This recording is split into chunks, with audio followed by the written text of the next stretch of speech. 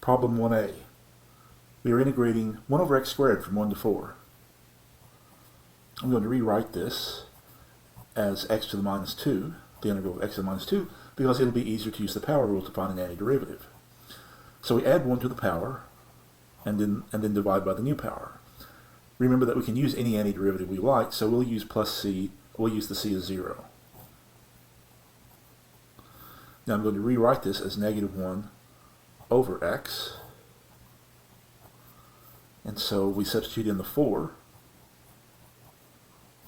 we substitute in the 1, and we get negative 1/4 plus 1, which is 3/4.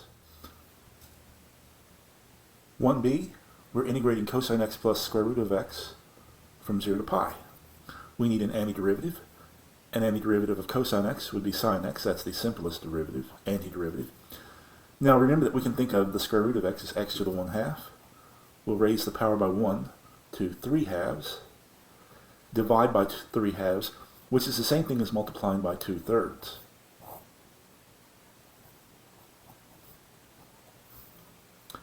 We substitute in pi. Sine of pi is 0, so we're left with 2/3 pi to the 3/2. Then we substitute in 0. Sine of 0 is 0.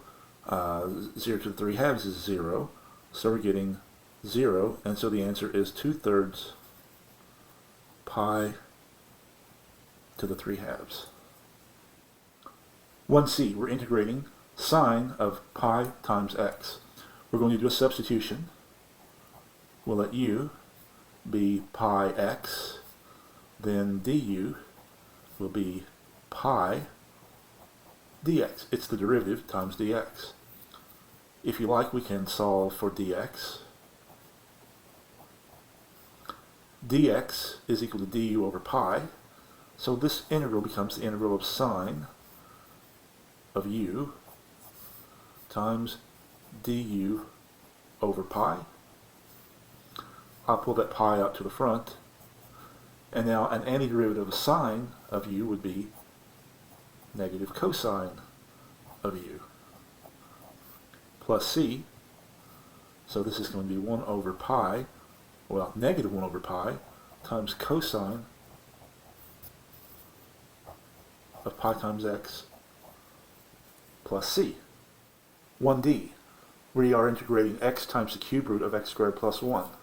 We need to find an antiderivative. I'm going to rewrite this radical form as an exponential form to make it easier to find an antiderivative of. Again, we're going to need to do a substitution.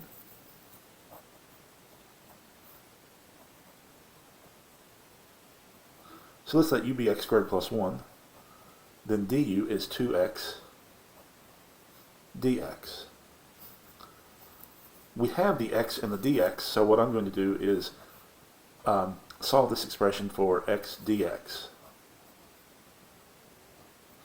I'm going to divide each side by 2. And remember, this is what we have right here.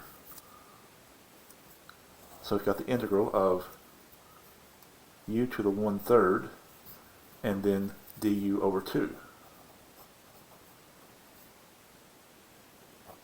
I'm going to pull the 1/2 out to the front.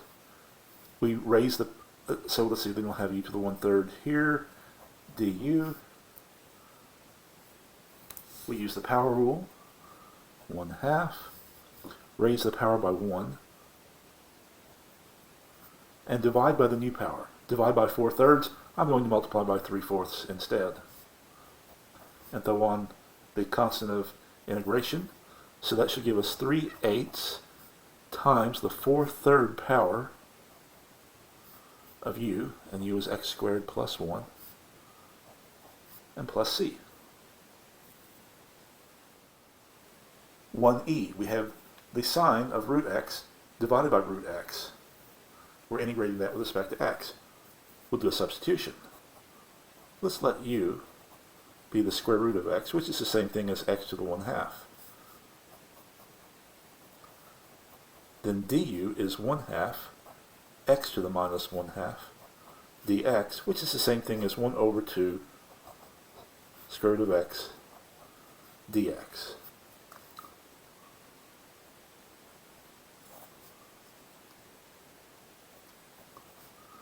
Now I'm going to go ahead and switch this root x over to u, but I'm not going to replace this root x with a u, because if you'll notice, what we have here in the du is a dx in the numerator and 2 root x in the denominator.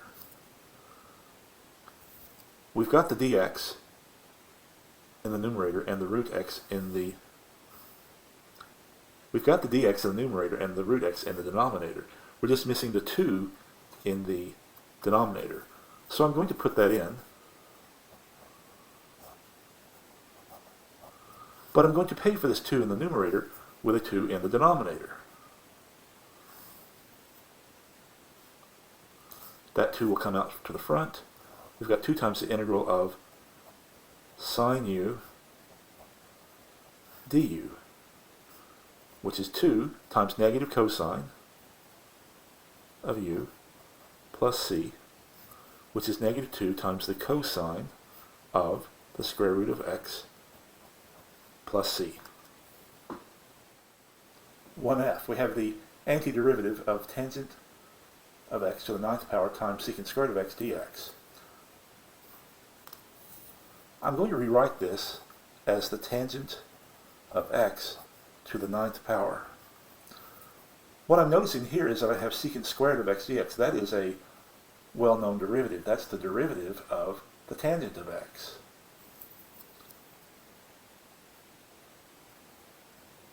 So it seems like that maybe letting u be tangent x is a good idea, because of course then du will be secant squared of x dx. I think I'll call that integral I, so I don't have to rewrite it.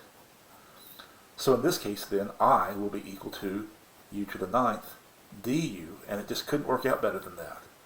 We have u to the 10th over 10 plus c, which will be tangent of x, all raised to the 10th power and then divided by 10, but I think I'm going to write it like that, tangent to the 10th of x, because it means the same thing.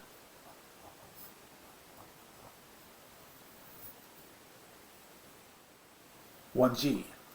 We have the antiderivative of the square root of sine 2x times cosine 2x. I rewrote the square root of sine 2x as sine 2x to the 1/2 power so that it will be easier to find an antiderivative. Now, one thing I'm noticing is that the derivative of the sine function is the cosine function. That's leading me to think that perhaps the substitution u equals sine of 2x would be a wise one. And indeed, if we let u be sine of 2x, then du will be cosine of 2x times 2 dx. And we have almost all of that. We have all but the 2. I'm going to divide each side of this equation by 2.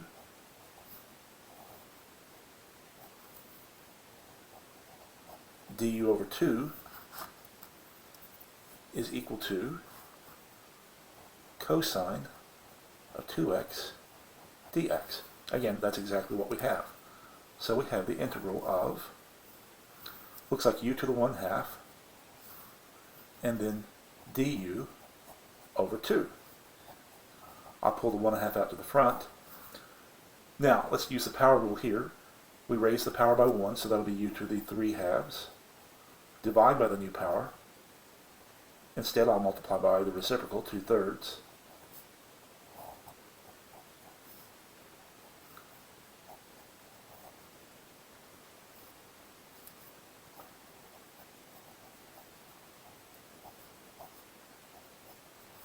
And I'm getting 1/3 times the 3/2 power of sine of 2x plus 3. 1h. We have the integral of x plus 4 over the 3rd power of x squared plus 8x plus 1.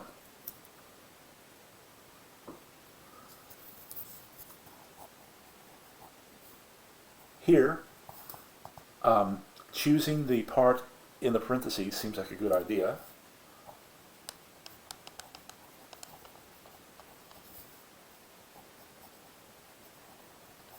Because du will be 2x plus 8 times dx. And if you notice, you can take out a common factor of 2, and that leaves us x plus 4 dx. X plus 4 dx is exactly what we have right here. So we can divide the extreme parts of this equation, the far left and the far right, by 2. So du over 2 is going to be equal to x plus 4 dx. And so what we have is 1 over u cubed times du over 2. I'm going to pull this 1/2 out to the front and then rewrite that as u to the minus 3 to aid the integration. Add 1 to the power and divide by the new power. I'm going to clean this up, and that's going to give us negative 1/4, and then a u squared in the bottom, and there's plus c, and u is x squared plus 8x plus 1, and we're finished. 1i, we have the definite integral from 0 to 5 of 2 divided by the square root of 3x plus 1, which I've rewritten in exponential form to facilitate integration.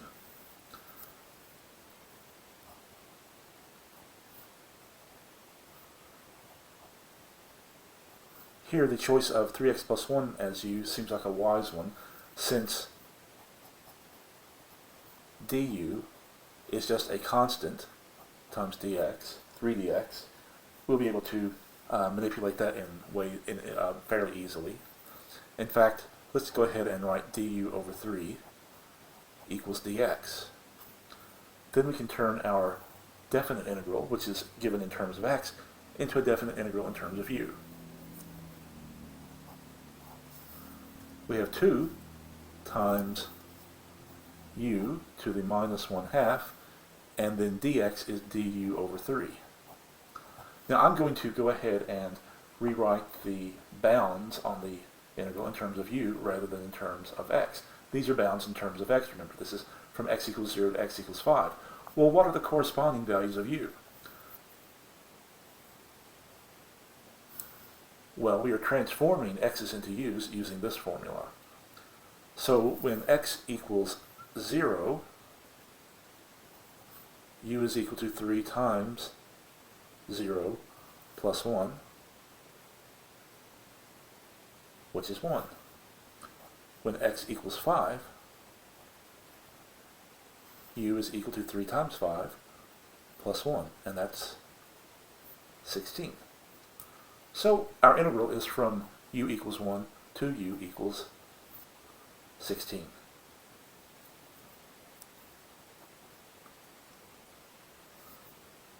We can apply actually before we apply the power rule, I'm going to clean this up a bit. I'm going to pull the 2/3 out to the front.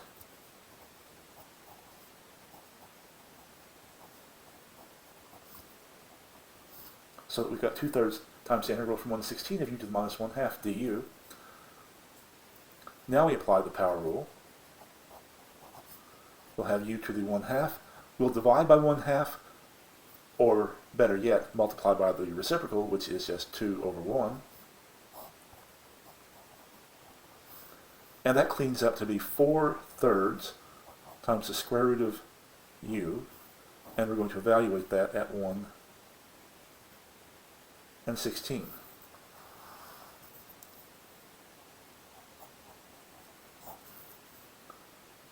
When we substitute in the 16, we're going to get 4. When we substitute in the 1, we're going to get 1.